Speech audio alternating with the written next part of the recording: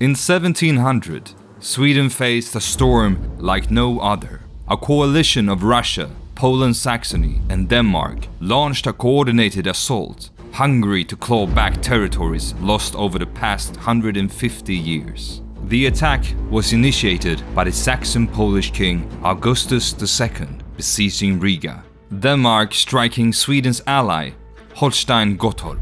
This was followed by the Russian attack in the east on the Swedish town of Narva in Estonia. The Great Northern War had begun, and Sweden's fate hung in the balance. Charles XII, through a swift attack against Denmark, managed to force peace upon the historical enemy. Charles then turned his forces east, towards the Russians. With the help of the Swedish Navy and followed by a forced march, the Swedish army managed to surprise the Russians at Narva. At the Battle of Narva, the whole Russian army was beaten and forced to retreat, resulting in a stunning Swedish victory. With the Eastern Front temporarily secured, Charles directed his forces toward Riga and Poland-Saxony to address Augustus II. From 1701, he led his army into Poland, resolute in dismantling Augustus' claim to the Polish crown. His campaign was marked by a series of victories. Klisov in 1702, Poltava in 1703, and Fraustadt in 1706 culminated in the Treaty of Altanstadt, forcing Augustus II to abdicate and installing Stanislav Leszczynski, a Swedish-aligned monarch, in his place. With Poland subdued and Augustus II sidelined, Charles XII turned his focus to Russia and saw Peter. In the summer of 1707, Charles launched his Russian campaign, leading the Swedish army eastward towards Moscow to knock Russia out of the war for good. He relied on the speed and discipline of his battle-hardened troops, backed by a plan to draw supplies from Sweden's remaining Baltic provinces. The early stages went well enough, with Charles pushing through Belarus and brushing aside early Russian resistance, including a solid victory at the Battle of Holovchin in 1708. As the campaign continued, the Swedish advance began to falter under Russia's sheer size and Peter's tactics. The Russians adopted a scorched earth strategy, burned their own land, burning crops and villages to starve out the invaders, leaving Charles's army scrambling for food and stretching the supply lines dangerously thin as wagons struggled to keep up from the Baltic. The weather didn't help either. Muddy roads and early frosts slowed the march, and Russian skirmishers harried the army at every turn. Even civilians attacked the Swedish forces. Charles had hoped for a quick strike, but the vastness of Russia swallowed his momentum. Still, he pressed on, confident his disciplined soldiers could outmatch Peter's growing but less seasoned army, and counting on reinforcements to tip the scales. To bolster his position, Charles had ordered General Adam Ludwig Lewenhaupt to march from Riga with a relief force. Over 12,000 men and a massive supply train, Lewenhaupt's reinforcements were meant to catch up quickly, but the trek was grueling, and Russian attacks, like the ambush at Lesnaya in September 1708, cost him nearly half his men and most of the precious supplies. Charles pressed on, banking on Lewenhaupt's arrival to turn the tide. By late 1708, with winter looming and supplies dwindling, Charles made a fateful call to veer south toward Ukraine instead of pushing straight for Moscow. The detour aimed to find food and regroup. Finally, Lewenhaupt's battered column limped in and joined with Charles's force, with far less than expected, only about 6,000 men and with no supplies. It was then Charles turned to Ivan Mazepa, the Cossack leader, hoping his local support could fill the gap. Mazepa joined him, but brought fewer troops than promised, leaving the Swedes short-handed. Charles still aimed to force a decisive clash with Peter, whose forces hovered nearby, growing stronger by the day. The Swedes were still a formidable force, but the campaign had stretched them to their limits. After settling into winter quarters near the Vorskla River in early 1709, Charles XII and the Swedish army faced a grueling few months in Ukraine. the harsh winter hit hard, with freezing temperatures and snowstorms taking a toll on the already weary troops. Supplies remained scarce despite the move south, as the region couldn't fully sustain the army, and Peter's forces kept up their pressure, raiding Swedish outposts and cutting off foraging parties.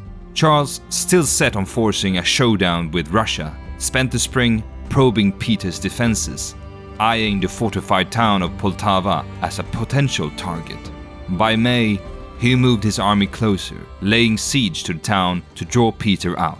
As spring turned to summer, the situation grew tense. The army was a shadow of its former strength, plagued by hunger and disease, numbering only 20,000 men. Charles himself took a hit in mid-June when a stray bullet struck his foot during a scouting mission, leaving him bedridden for days and unable to lead from the front. He handed tactical command to Field Marshal Carl Gustav Rensköld, trusting him to keep the siege on Poltava and prepare for the inevitable Russian response. Meanwhile, Peter's army arrived, now swelling to over 40,000, and set up camp just a few miles away. The Battle of Poltava began on July 8, 1709. It started promising, but it quickly turned into a disaster for Charles XII and the Swedish army. The Swedish force, outnumbered and outgunned, broke apart, with thousands cut down or captured. Rensköld and many officers were taken prisoner, while Charles Levenhaupt and about 14,000 survivors fled south. The battered remnants of the Swedish army stumbled toward the Dnieper River, hoping to cross and regroup, but the Russian cavalry put up a relentless pursuit. By July the 11th, the Swedes reached Perevolozhna, a crossing point on the Dnieper, only to find no boats. Here the Russians caught up with the Swedish army.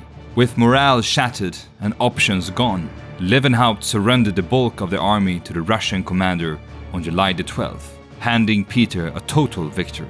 Charles, Mazepa, and a small escort of about 1,500 had the day before managed to slip across the river, escaping capture but leaving Sweden's fate to the unknown. The surrender at Perevolozhna marked the end of Charles's grand campaign, and the Great Northern War would never swing back in Sweden's favor.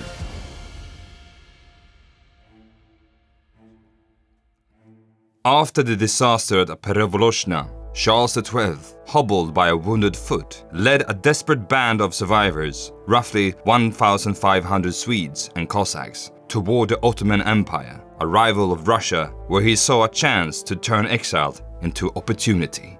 The group headed south. The survivors were worn out, short on food, and dragging what little gear they salvaged. Mazepa, old and ailing, leaned on Charles for direction, while the king, carried on a litter, kept his focus sharp despite the setbacks. But the Russians were already on their trail. Peter's cavalry thundered across the steppe, determined to capture the Swedish king. The trek was brutal. Endless grasslands, dubbed Saracenska Heden by the Swedes, stretched like an ocean under scorching sun.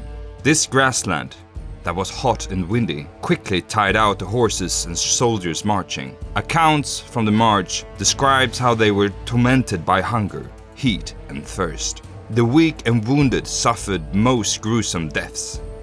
Other traces of human activity were not to be seen, but soon the steppe was covered with Swedes that died on the march. Soldiers who had marched through Europe during 9 years, through battles, hunger and bitter cold, here, 2,000 kilometers from home, their journey ended. The Swedes marched through the night, resting only a few hours, haunted by the distant rumble of Russian hoofbeats. On the 4th of July, Charles, the Swedes and Mazepa and his remaining supporters crossed the Ingol River, stepping into the Ottoman territory. But safety was an illusion. The Swedes made no pretense that the pursuing Russians would stop at the Ottoman border. By the 5th day, the Swedes reached the Bug River, just miles from the Black Sea. Charles sent an envoy, led by Stanislav Poniatowski, to negotiate with the Ottoman commander at Ochakov for boats to cross into secure territory. After some difficulty and a day's waiting, the Swedes were finally allowed to meet the Ottoman representative, who declared that he could not take any decisions. He had to contact Constantinople and ask them what to do, leaving the Swedes stranded. The Swedes could not believe what they heard. They knew the Russians were hot on their heels, and staying on this side of the river meant the end for the Swedish force. Poniatowski managed to convince the Ottoman representative to talk alone. In that conversation, the Ottoman finally agreed to let the Swedes pass, after a personal donation of 2,000 ducats to his personal coffers. The Swedes returned to their camp. It was now evening on the 7th of July. During the negotiations, the local traders had used the Swedes' vulnerable situation to take absurd amounts of pay for their bread and food from the Swedish soldiers. It was the perfect situation for the greedy Ottoman traders. After a day, the food was so expensive that the Swedes could hardly pay for it. Same with the water. Worse was when the Swedes started to prepare to cross the river, the Ottomans showed no signs of honoring the deal, leaving the Swedes trapped on the riverbank as night fell on July the 7th. Then, a chilling sight. While this was taking place, black clouds were seen on the horizon, signaling that the Russians were closing in, thundering toward the stranded Swedes. After all these hardships, would they end up in the hands of the Russians nonetheless? When the Swedes saw the black clouds, they sprung into action. Transport for the king was taken care of quickly. The rest of the Swedes were not so lucky. But now they have had enough of the greedy Ottomans, and the Swedes took matters into their own hands. With brute force, they seized boats and ships, overpowering the Ottomans, who quickly learned that the Swedes fought better than they bargained. By early morning on July the 8th, Charles, the Royal Guard, most of the Södermanlands Regiment, and Mazepa had crossed the Bug. The cavalry, however, struggled, with the crossing dragging into July the 9th at a grueling pace. Meanwhile, the Russian scouts appeared on the horizon, signaling the main forces' approach. But during this time, finally the Swedish cavalry could cross the river to safety, with more Swedes crossing every hour. The Russian forces now started to test the Swedish defenders, resulting in a few skirmishes, resulting in 10 to 20 Swedish deaths, but many more Russians. On the evening of the 9th of July, most of the Swedes had crossed the river, only a few hundreds remaining. But now the whole Russian force stood only a few kilometers from the Swedes. The remaining Swedes fortified their position and prepared for a fight. Not knowing how many the Russians were, they prepared for the worst. Around noon on July the 10th, the Russians began their attack. The Cossacks, gripped by panic, fled toward the river, only to be cut down by musket volleys and cavalry charges. Their fight was over before it began. The Swedes, 200 to 400 strong, held their makeshift fortifications. They repelled the first Russian wave with heavy enemy losses. But when the second wave of Russian advanced, it became too much for the remaining Swedes, and they were soon overwhelmed. One by one, the Swedes surrendered or fell, their dreams of freedom crushed just a few steps from safety. These men, who had marched through 9 years of war across Europe, now faced years in Siberian captivity, with most not returning home for over a decade. A few Swedes, hiding in unlikely places, later rejoined their king, who was now marching south. The immediate danger had passed. The Swedish Ottoman adventure was about to begin.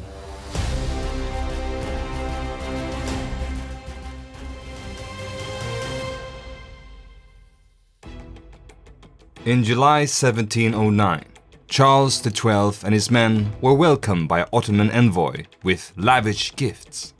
The Sultan granted asylum, but the hospitality masked caution. Yusuf Pasha, ruler of Bender, apologized for Ochakov's corrupt officials and urged a swift march to Bender. On July the 13th, the Swedes set out. Russian forces pursued across the border, souring Ottoman relations. By late July, they reached Bender, where Charles established Karlopolis, a rough camp outside town. Safe for now, his crown still hung in the balance. Karlopolis became a mini-state and a home to thousands of Swedes, Polish allies and Cossacks, a hub for diplomacy. Charles launched a diplomatic offensive, sending Poniatowski to Constantinople, pressing Sultan Ahmed III for an alliance against Russia, arguing Russia's expansion threatened both empires. His plan: an Ottoman Crimean attack from the south, while a Swedish force pushed through Poland. Charles believed that with the Ottomans' help, he could weaken Tsar Peter's position and reclaim occupied territories. Poniatowski was initially denied an audience with the Sultan, but eventually won over the Grand Vizier and the Sultan's mother, resulting in a promise of a 100,000-man army in support of the Swedes. The Sultan was intrigued, but cautious, and saw Charles as a pawn, thus keeping him at arm's length. Tsar Peter's envoys flooded Constantinople and demanded Charles's expulsion, but Ahmed ignored them. But diplomacy turned sour as the Ottomans played their own game. In 1710, the Grand Vizier signed a peace treaty with Russia. Charles was offered only a mere 500-man escort to Poland. Outraged, he conspired with French allies to oust the Grand Vizier, accusing him of favoring Russia in a letter to the Sultan. By July 1710, they succeeded, but the new vizier were unreliable. Meanwhile, Charles drilled his men daily. Life was Spartan, food rationed, and winters harsh, but his presence kept morale alive. Ruling Sweden from afar was tough. Letters took weeks to reach Bender. The royal council begged Charles to return home. Governance was paralyzed in his absence. The field office, from where Sweden had been ruled from the last 9 years, was burned at Perowoloshna. It was now rebuilt and established correspondence to Sweden. Charles's ministers had been captured at Poltava, and new appointees were needed. Gustav Henrik von Müllen for foreign policy, and Cotton Faith for domestic affairs. Both had worked closely with Charles's earlier ministers, and as such, just continued where they had left off. Meanwhile, Denmark and Saxony, emboldened by Poltava, renewed their alliance with Russia and declared war. Denmark invaded southern Sweden, and Augustus entered Poland. But the Swedes were not completely lost. There was a Swedish army of 74,000, but scattered. Even better was that only 9 months after Poltava, General Stenbock had raised another army and pushed the Danes from southern Sweden. But the joy was short-lived. Russia occupied the Baltic provinces, while Augustus solidified his grip on Poland. Charles's diplomatic pressure and Russian border violation pushed Sultan Ahmed III to declare war on Russia. In spring 1711, Peter I invaded Ottoman lands with 48,000 men. The Sultan responded with 100,000 troops, planning to trap the Russians with support from Sweden and the Crimean Tatars. Charles was repeatedly invited to join the campaign, but he declined. The Grand Vizier Mehmed Pasha was disappointed and apparently said, "So that is what can be expected from the proud infidel. The Swedish royal doesn't worthy us with a visit." Poniatowski joined instead, sending reports to Charles. Meanwhile, the Ottoman army outmaneuvered Peter. By July 10th, 1711, the Russians were trapped along the Pruth River, facing catastrophe. The Ottomans were in a position to annihilate Peter's army and capture the Tsar. On July the 11th, Peter sent a negotiator, expecting demands for unconditional surrender. Shockingly, the Grand Vizier opened peace talks instead. Poniatowski sent an urgent message to Charles, begging him to join and defend Swedish interests. The letter reached Karlopolis on July the 12th in the afternoon, and Charles rode through the night, arriving at the Pruth camp by noon on July the 13th. But it was too late. A peace treaty had been signed. Peter was allowed to leave in exchange for minor concessions. The Grand Vizier was most certainly bribed, because according to Russian sources, Tsar Peter was prepared to return all former Ottoman land, Swedish provinces, and recognize Stanislav's claim to Poland if only Peter was allowed to leave, not the army. Charles was furious and confronted the Grand Vizier in his tent. After a heated meeting, Charles returned to Bender. Back in Karlopolis, Charles bombarded the Ottoman court with letters, demanding a renewed campaign, but the Ottomans had grown weary, negotiations soured. By August 1711, Charles XII's position grew precarious. Negotiations with the Grand Vizier Mehmed Pasha about returning to Sweden turned heated. Charles demanded an escort of 80,000 men and precise reports on enemy movements, refusing to leave without guarantees. Mehmed, weary of the Swedes' role in ousting his predecessor, wanted them gone. Mehmed schemed to drive the Swedes out. He banished Poniatowski and other envoys from Constantinople.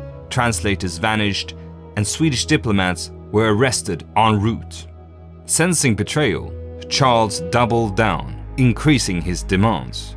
While Karlopolis was to be fortified, Mehmed sent 2 envoys to Charles's camp to try to find a solution. But the Ottomans also informed Charles that if he refused to leave, they would use violence.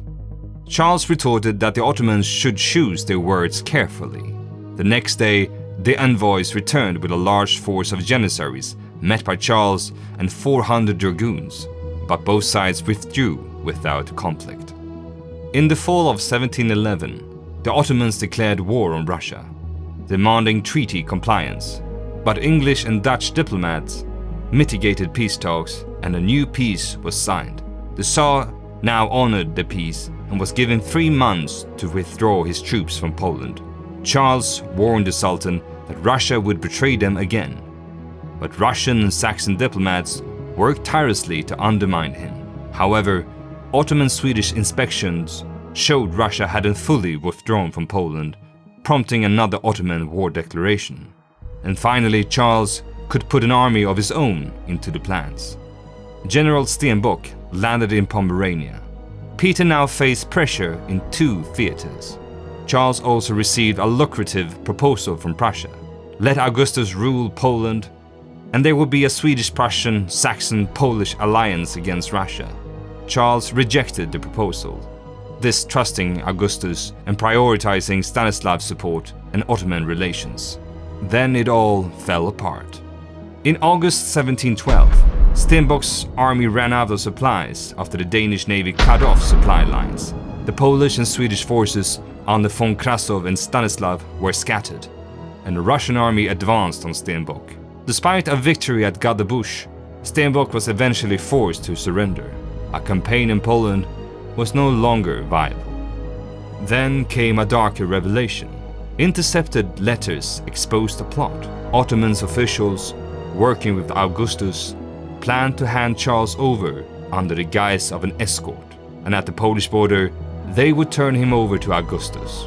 The conspirators convinced the Sultan Charles had become a liability. Therefore, the Sultan issued a final demand: leave Ottoman lands immediately or face consequences. On January 12, 1713, Bender's governor delivered the message. Charles defiantly replied, "If you are a true subject to your master, fulfill your master's orders." On the way out, the Turkish representative passed a Swedish diplomat who asked what was going on. The answer he got was, "Everything is lost. Soon we will witness a beautiful game."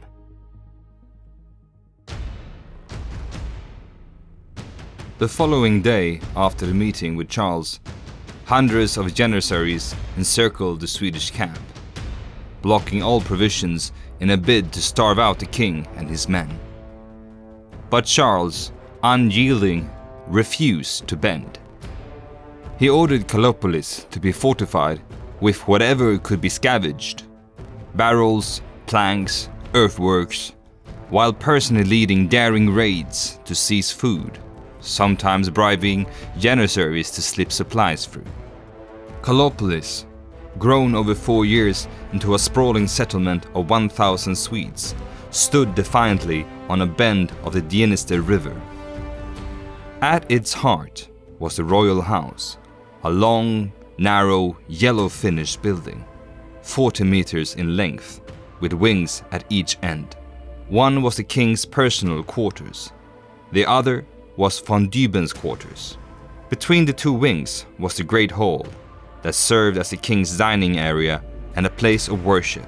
Then there was a smaller hall, where the officers dined and spent their free time. On the house gables, there were vestibules. Then along the house hallway, there was 2 entrances into the house. So there was no grand entrance into the building. The second floor of the house was used as storage, and there was also the door to the balcony from where the king's musicians would play. Among the Swedes was Axel Erik Roos, a royal guard and a son of the general Carl Gustav Roos, captured at Poltava. His accounts, vivid and personal, would later chronicle the chaos about to unfold. He had followed Charles since the start of the war. The coming days, the Swedes kept working on the fortifications. But outside the camp, the Ottoman force only grew for each day. Some officers started to advise the king to accept the Ottoman demand and give up. Charles only answered that he knew what he was doing. He thought the Ottomans only meant to scare them. Some Polish priests tried to convince Charles to surrender, but he only answered, "If you want to preach, choose a different place and audience. Here we shall fight." On January the 31st, 1713, the tension snapped. With swords raised in the sky, they closed in, only to stop a bit from the fortification. An Ottoman representative announced to the Swedes that if the Swedes did not surrender and leave the empire, they would be required to use force to ensure the Sultan's orders were carried out. Charles refused yet again. Some officers were not as resolute. The Swedes and the Ottomans tried the diplomatic solution one last time.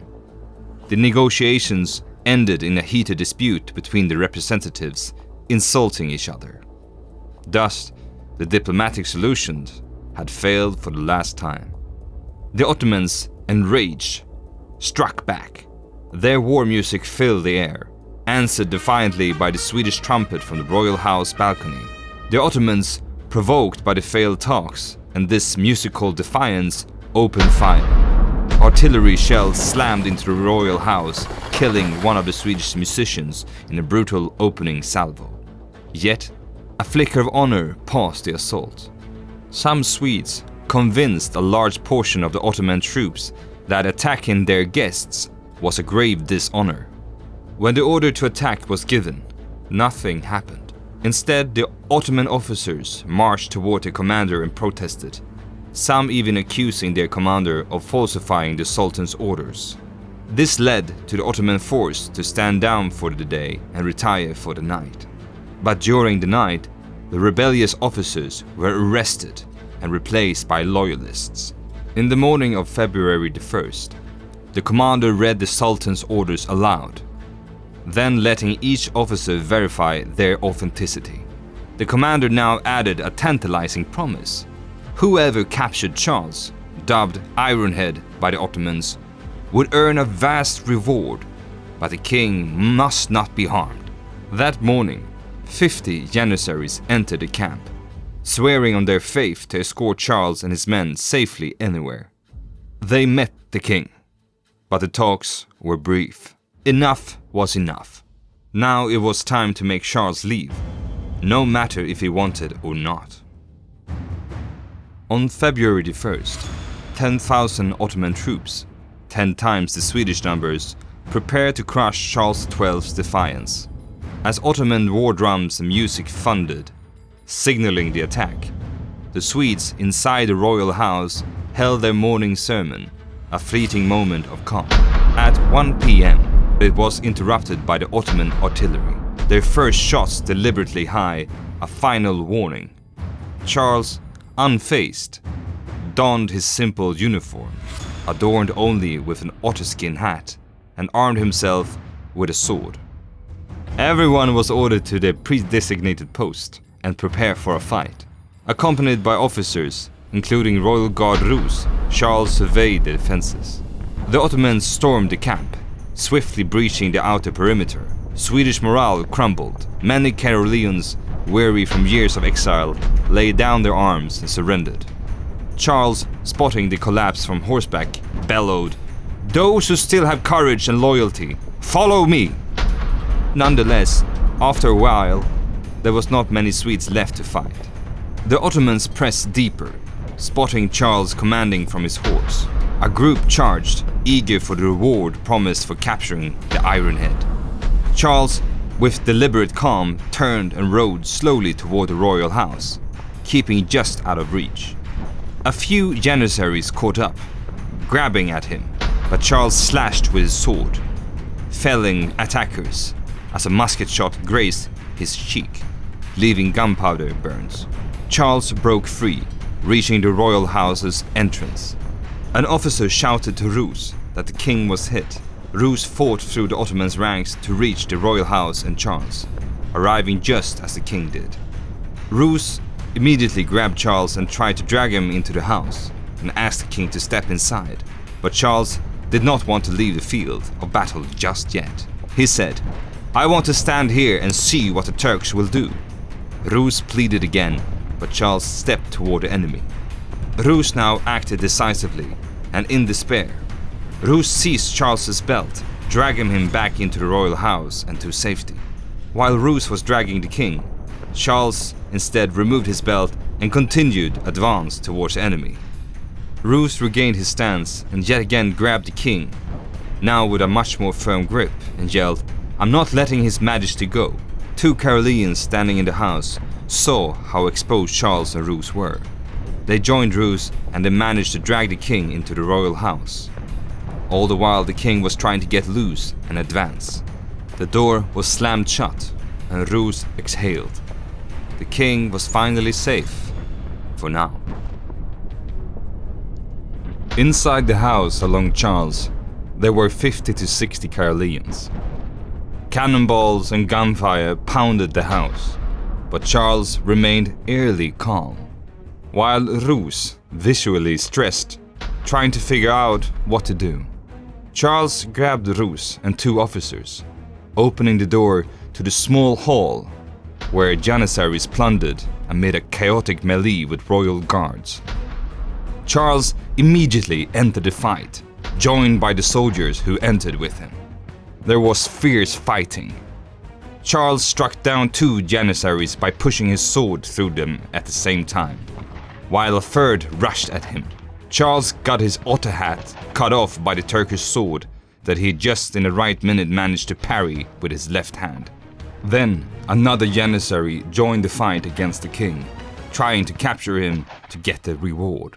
The janissary pushed Charles against the wall and held him there by his collar, and shouted to his friends to aid him with disarming the king and removing him from the house. He also yelled to Charles, "Give up!"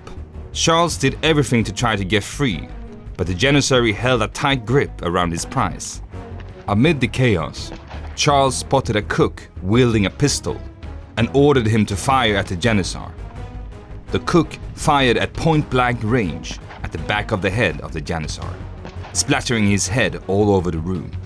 Charles was finally free, but the cook, who was more used to handling kitchen tools rather than swords, now had to fight off yet another janissary. But he was saved by a royal guard. Meanwhile, Charles had rejoined the fighting. The Swedes gained the upper hand, driving the janissaries out through windows and doors, leaving a trail of bodies. A Swedish officer, disguised as an Ottoman, slipped outside to assess the situation and reported a grim scene. Captured Swedes, including high officers, were stripped and humiliated. The only fight that was still going on was confined to the royal house led by Charles. With the little hall secure, Charles ordered that every door and window in the house be barricaded, and each with 5 or 6 Carolean guarding it. He personally inspected every room and barricade in the house, making sure everyone was in order and passing along gunpowder and bullets. Charles now entered his bedchamber. Inside, there were still Turks plundering his belongings. As soon as they saw the group of Swedes entering the room, most fled through windows. But 2 cowered in a corner, each trying to put the other in front of them. Charles marched with resolute steps towards them, killing both with a single forceful thrust. After this, Charles found a third Turk hiding under his bed, and yet again Charles raised his sword, but was stopped when the Turk tossed his sword across the room and asked for mercy. Charles spared him, ordering him to tell the Pasha of the Swedes' resolve, and the Janissary fled. The remaining Karolians now received orders to fire at anything moving outside. The Ottoman artillery continued their barrage of the house, but the house's 90-centimeter thick walls withstood it. Charles walked through the small hall and into the von Düben chambers. What he did not know was this section of the house was without sentries. One of the royal guard noted that the king entered von Düben chambers without company. He immediately ran to Roos and announced what Charles was doing. Alarmed, Roos chased after the king. But before Roos managed to catch up to Charles, the king entered the chambers. As soon as he entered, 3 men attacked him with their swords raised in the air. But then Roos entered, firing at one of the Janissaries, who was killed. Together Charles and Roos killed the 2 remaining Janissaries. Charles then walked up to Roos and patted him on the shoulder and asked where everyone were. Had they all abandoned him? Roos answered that the most of men had been captured or killed. Charles answered calmly that he should rejoin the remaining men and make the best of the situation. They went back to the small hall where Charles cheered on his remaining men. At the same moment, the Ottomans began a renewed assault on the house, which was announced through thousands when shouting, "Allah, Allah!"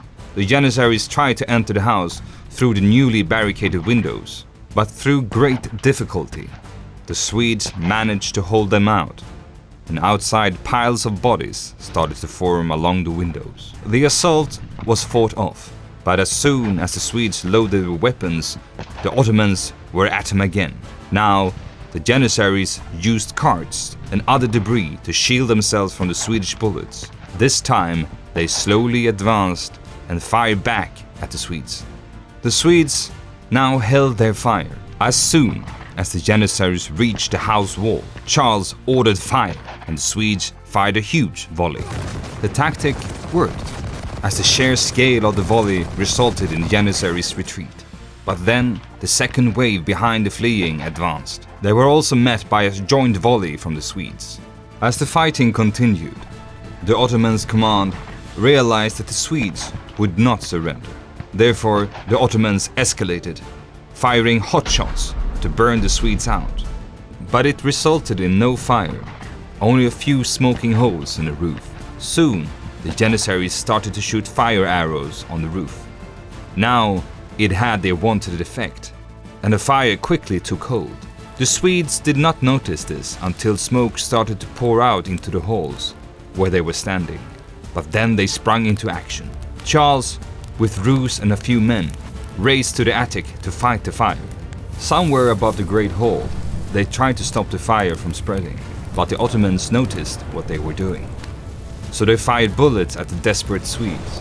Between the gazing fire and being fired upon, Charles ordered the retreat, shielding themselves with coats as they fled the blazing attic. Downstairs, they found no water, only wine. In desperation, they decided to throw the wine on the fire, but it only fueled the fire. Charles now entered the Great Hall. There, the fire had started to eat its way through the roof, and it would collapse at any moment. He therefore ordered the evacuation of the Great Hall. Right after, the roof in the Great Hall collapsed, and a huge explosion of smoke and dust filled the air. Charles still wanted to continue the fight, and told Roos that they would defend themselves with the small force that still remained. Charles still wanted to continue the fight, and told Roos that they would defend themselves with the small force that still remained. Roos answered that he would continue the fight as long as blood still poured through his veins. Charles and Roos now entered the king's chambers, but the fire had already started to eat through the floor above, and it wouldn't be long before it collapsed as well. But instead of leaving the room, Charles walked up to a window and showed himself to the Ottomans outside, and asked the men to prepare to fire. As soon as a few Janissaries saw him, they rushed towards the window. One was shot by Charles, while the other continued their attack. Rus asked Charles not to expose himself. Charles did nothing. Instead, Rus put himself in front of Charles and said, "Better if it's me than your majesty." As soon as he had finished his sentence, his hat was hit by a bullet, and the force made him fall over, and he started to bleed from the head, and he could hardly see. But still, he ordered the remaining royal guards to fire upon the Janissaries. A firefight now developed between the Swedes in the royal chambers and the Janissaries outside. Many Swedes were hit, killed, or wounded. The ceiling was moments from collapse. One royal guard now took the courage to tell the king that they could not stay there. They would get burned in. Charles answered that it would be better to fight to the last breath than be captured by their enemy. Rus proposed a desperate plan: break out to the von Millen's unscathed house nearby. There, they could continue the fight. It was only a short distance. They would arm themselves with swords and guns and rally outside, surprise the Ottomans and reach the house before they even could react. Charles accepted the plan, and they started to prepare. Charles led the charge outside, followed by Rus and the remaining men. Few even ran outside with fire on their clothes. Outside, Charles shouted, "Let us continue the fight, so they either capture us dead or alive." As soon as the Swedes ran outside, the Janissaries noticed them and rushed towards them, every last one thinking of the reward. The Janissaries also started to fire upon the Swedes that were forced to retreat towards the burning house. But soon the Janissaries were upon them. Charles and the remaining Swedes, caught between the house walls and enemy, fought them off violently. They managed to kill a large number of Janissaries, but now the Swedes also started to fall in numbers.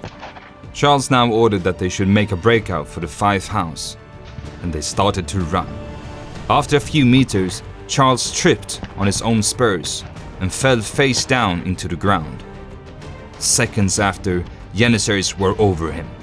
Charles tried to fight against as best as he could, but there were around 20 Janissaries fighting the king and each other, all trying to get a piece of the king's uniform to show that he had been the one to capture Charles. By 8 p.m., after 7 to 8 hours of relentless combat, 50 to 60 Swedes had held off 10,000 Ottomans. The chaos at Bender was over. In the smoldering aftermath of February the 1st, 1713, Janissaries escorted Charles XII to the Pasha's tent in Bender.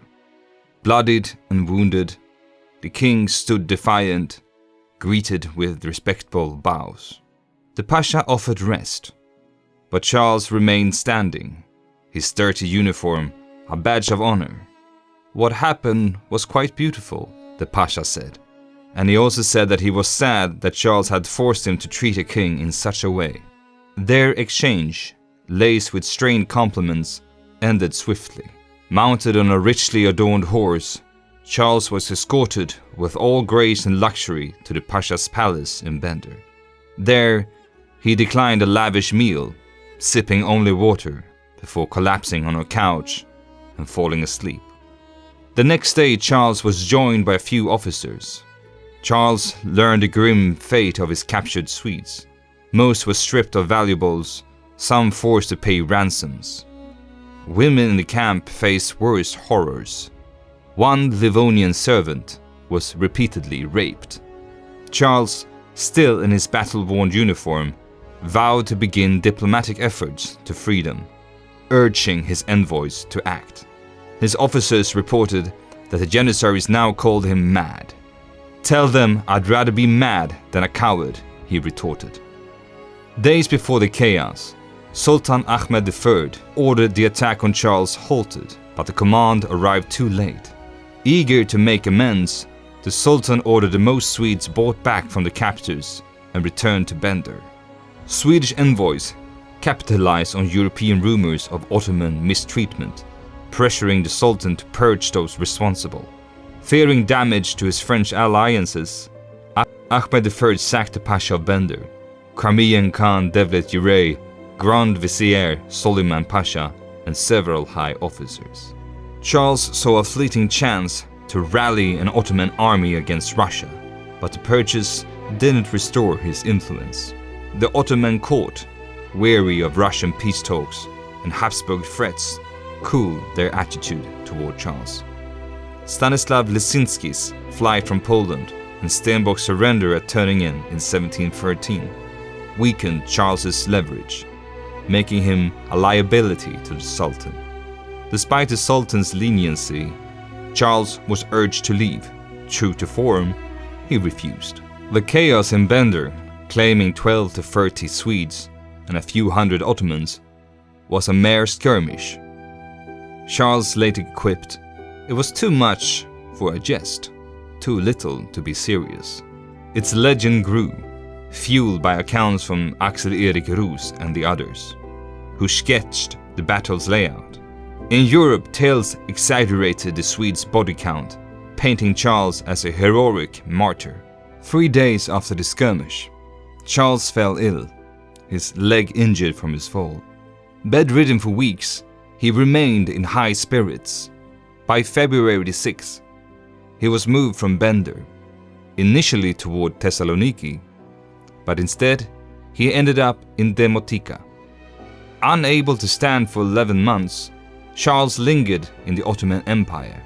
Some historians speculate exhaustion or depression from 13 years of relentless campaigning, though such modern diagnoses are debated. In Sweden, Charles's continued absence sparked alarm. The Royal Council called a Riksdag in December 1713, the first since Charles' reign began.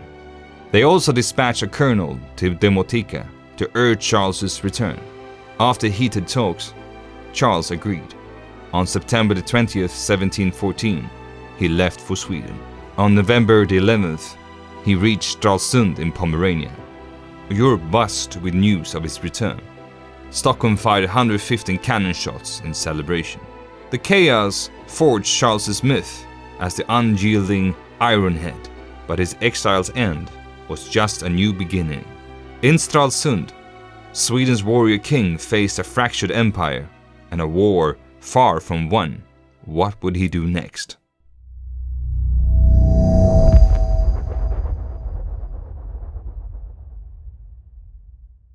Can we borrow 1 more minute of your time? First off, thank you for watching the video. We hope you enjoyed it. And a big thank you as well for the continued support from our amazing community. We read every comment and love learning from your stories, knowledge, and historical insights. So please keep sharing them. We do our best to respond to everyone, whether it's with a comment, a heart, or a like. We know it takes a while between uploads, but we believe in quality over quantity. Even if the occasional mistake slips through, we want to give you the best experience possible. That said, we'll also work on keeping you updated throughout the production process. Again, thank you for your support, and if you haven't already, please consider liking the video and leaving a comment. It really helps a lot. And for those of you who aren't subscribed yet, history awaits.